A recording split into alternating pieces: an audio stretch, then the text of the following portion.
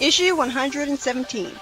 To start out, we see Snively and Eggman looking human again, riding on an information superhighway trying to avoid missing the ride, because missing the ride is something that can happen for some reason, with Eggman saying that he doesn't like being in cyberspace, even though he loves technology. Ever since their robot bodies were destroyed, they're nothing more than disembodied electronic programs trying to hitch a ride back to the real world. Wait, is the explanation for them surviving the explanation that they were able to send their minds to cyberspace before it could happen? I guess that makes sense. If Eggman can do it with, like, the press of a button. Eggman says that Snively hasn't been properly prepared yet, making him a sitting duck for the software's antivirus programs. Fortunately for Snively, that doesn't happen for some reason, and he comes back in a new metal body, looks sad briefly at Eggman not making it back to him, and then immediately gives himself a new paint job to be an android instead of a robot. Of course, Eggman shows up and denies Snively his new look because he knows that nobody cares how handsome or not handsome he is, and unnecessarily breaks the fourth wall, reminding him that Eggman's the main villain and not him, when knowing that you're the villain is kind of psychologically impossible. The main story then begins, and we start out with some bunny Mobian narrating that he hates traveling in the rocky and dry Forbidden Zone, and can't believe he'll finally be seeing someone named Tommy again after all those years. Then he wonders if he didn't want any visitors because it was so hard to find the place, and to his surprise, he runs into Drago, Lightning Lynx, Flying Frog, Predator Hawk, Sergeant Simeon, and Sleuth Doggy Trader, who try to kick him out even though he was invited by some giant tortoise Mobian who was friends with them. The criminals all burst out laughing at the idea that a supposed geek would have friends, as if the idea that two geeks could get together as friends is ridiculous. And after the tortoise nervously asks with wishful thinking if the criminals are his friends, well, I wonder why he's here with them at all when he looks like a good guy, it's revealed that this guy is Tommy the Turtle. Oh, I've heard things about this character. Bad things. At the very least, he comes off as really likable to me right away. After it's explained that the two became friends after a race ripping off the tortoise and the hare story, which earned the hare's respect from the turtle winning, Drago yells at the turtle because their meeting is just under 2 hours from now, and the hare says that he'll stay out of their way. After Drago implies that he'd actually resort to cannibalism and eat the hare if he annoys them, which came out of nowhere and was totally unnecessary, Sleuth Doggy acts like his old friendly self again before they inexplicably derail his character to be a traitor by offering the hare an extra room to stay in when he doesn't have to. The hare's name is Juice, by the way, because I guess his parents wanted to give their kid a special snowflake name. It makes me wonder if he got beaten up in school for it. Sleuth tells him that he'll have to catch up on old times with the turtle tomorrow morning because he needs his help now, and reminds him that he's the top dog. The hare, who knows that the turtle's not used to this and is suspicious, takes off his disguise, revealing himself to be a character I actually care about, Sonic the Hedgehog, who briefly looks like a drunk hillbilly with a buck tooth in one panel.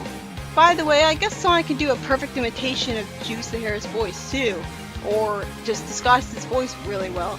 Then it's explained in a recap that when Sally got Tommy's radio transmission for help, they were in shock that he was alive after all those years. Tommy had been a childhood friend of theirs that Sally liked, while Sonic disrespected him as a geek like he did with Antoine. Why though? It's not like he's a big fan of superhero comic books and stuff, at least I don't assume so. It's explained that it was actually Sonic who lost the race engine during a nap, meaning Tommy knew Sonic was in the disguise and there really was no hare. After that race, which Sonic for some reason didn't get all annoyed at the turtle for claiming he won it when Sonic was sleeping through it and thus the victory didn't count, it turns out Robotnik took over the city the very next day, before they could try to be friends. Sonic removes an air vent while thinking that he should have waited until Sally got the Freedom Fighters together, but he couldn't wait. I don't think he's really going to need them anyways. That second wait is redundant, by the way. Then it's explained that Sonic not only bullied Tommy like with Antoine, but unlike with Antoine, he actually acknowledges that he did it. It's hard to believe that someone who was literally an elementary school bully as a kid would end up being such a hero. Then it's explained that it's because of him growing to respect Tommy for being too stubborn to not lose the race, that he always took care of those weaker than him instead of picking on them. Okay, that makes sense, except he kept picking on Antoine for quite a while anyways. Then his narration explains while he's crawling in the air duct that Tommy made him realize what true friendship was, and not Sally or Rotor or Tails. What is this guy, self-insert OC? I think that's maybe why people hate this unnecessary character. In the air duct, Sonic's shocked that he sees Eggman and Snively in android bodies looking like they're in the flesh again, Eggman says to Drago that he sees in his data files that Robotnik made a deal with Drago for a factory he used to own, and dismisses the audacity of it. No. Drago's deal was that he'd become a duke. It has nothing to do with a factory. Maybe Eggman's lying, but since he dismisses it anyways, it's just confusing if he lies. Surprisingly, despite this, Eggman accepts the deal with him anyways without even needing to hear his terms. These criminals are all really naive to trust Eggman to keep his word, and even Drago says that he's not such a bad guy after all. And oh yeah, I forgot that Eggman can roboticize people by touch now. So he roboticized Drago into his loyal robot by tricking him into shaking his hand. That explains why he agreed so easily. Well, to be fair, Drago was willing to work for him anyway, so this is a pretty proper fate for him. Then Eggman pulls the Dr. Octopus and sends moving tentacles to grab a bunch of the other criminals and roboticize them too. Sleuth then says that he's going to give him his greatest wish as a deal, saying that all he has to do is roboticize this turtle he's holding and see what happens. Somehow, Sleuth knew that the hair was actually Sonic in disguise and did this on purpose to trick Sonic into jumping in to save the day. At least it's explained that Sleuth knew they grew up together. But how? Tommy explains that he's sorry and he thought these criminals were his friends for some reason.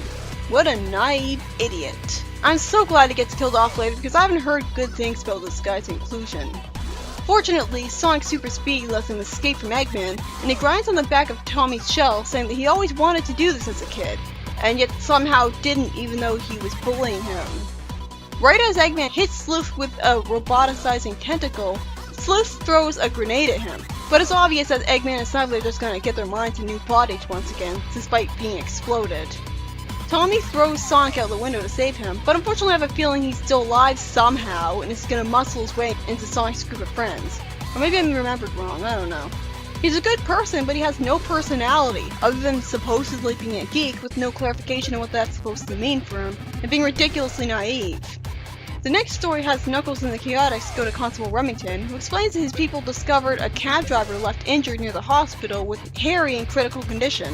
Naturally, Knuckles uses his omnipotence to wake him up, but not to heal all his injuries for some weird reason. And also he's somehow able to talk and give him information despite the fact that he has an oxygen mask that would have a tube down his throat. You know, because that's how oxygen mask lung machines work. After he's asked who did this to him, Mammoth Mogul relates to Dimitri that they're not so different in origin, and then insults him that it's a bit late for him to have a guilty conscience and acknowledge how much he's accountable for. Dimitri says that he at least did what he thought was right, while to Mogul, all that matters to him in life is survival. That's a really weird ideology for someone immune to death. To him, survival is something he should take for granted, so why the hell would he bother basing his whole life around something that's guaranteed? Meanwhile, Constable acknowledges that while Harry did tell them Mogul's setting a trap, that was obvious from the start, and Harry doesn't have anything else to tell them. He then shows a bit of genre blindness by saying that maybe his force should lead the counterattack instead, when it should be obvious that his force would just get defeated. Knuckles says no because he wants payback, Harry complains that he was stiff to the gold that he wanted to be paid, and Knuckles vanishes without his friends, naturally since he's so much more powerful, and doesn't want to put them at risk unnecessarily.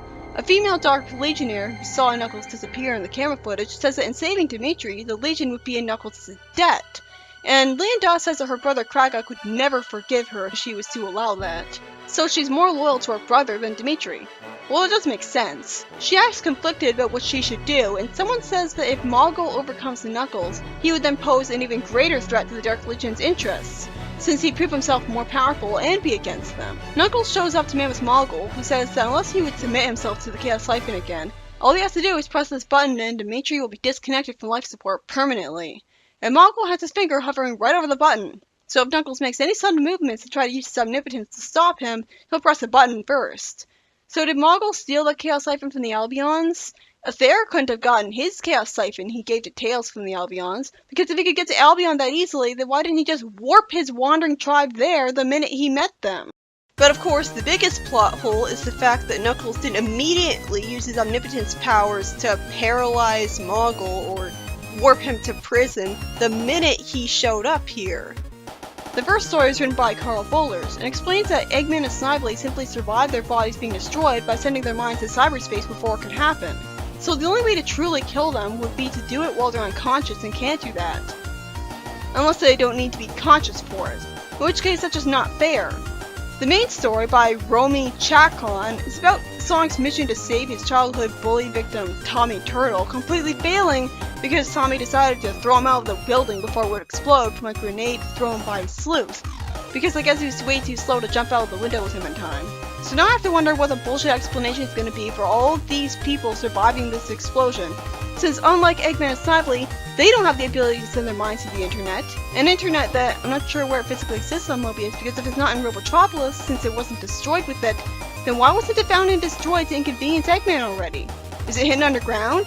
Eggman sure thought ahead to put cyberspace in a place underground other than Robotropolis.